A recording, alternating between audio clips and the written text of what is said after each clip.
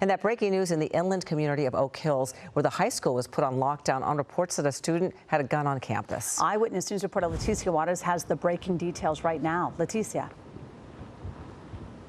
Well, I can tell you now that the students have just been let out of school after a long, terrifying day, but the situation here is now back to normal after I mentioned that terrifying moments for the students here, for the parents, and for staff after another student reported to school administrators that they saw a student here with a gun.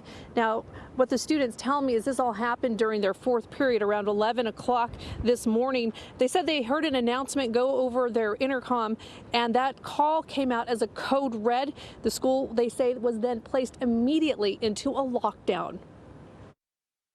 All of a sudden, the announcements went off saying code red, and that was all it was. It was pretty ambiguous. I was cooking breakfast and I got a ring alert saying that one of my neighbor's daughters had recorded one of the kids running away thinking he had a gun or something like that. Immediately went into lockdown. We did actually recover a live firearm from a student. There were no shots fired. There was no incident that occurred other than the recovering of that firearm. Was it in the student's backpack? No, the student actually had it on his body.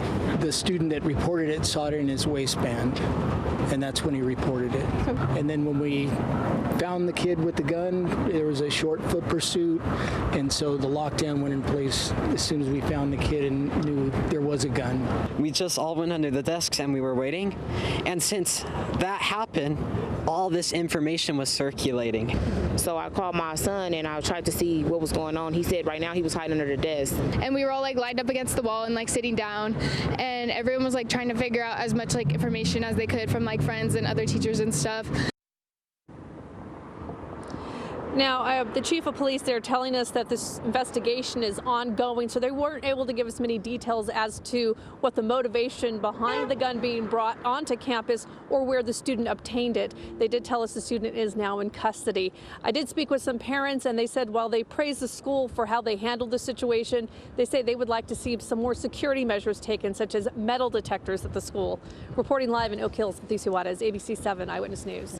Hello, I'm Mark Brown. Get more great ABC 7 content by clicking the subscribe button for our YouTube channel, and download the ABC 7 Los Angeles streaming app on Fire TV, Android TV, Apple TV, and Roku to watch on your TV.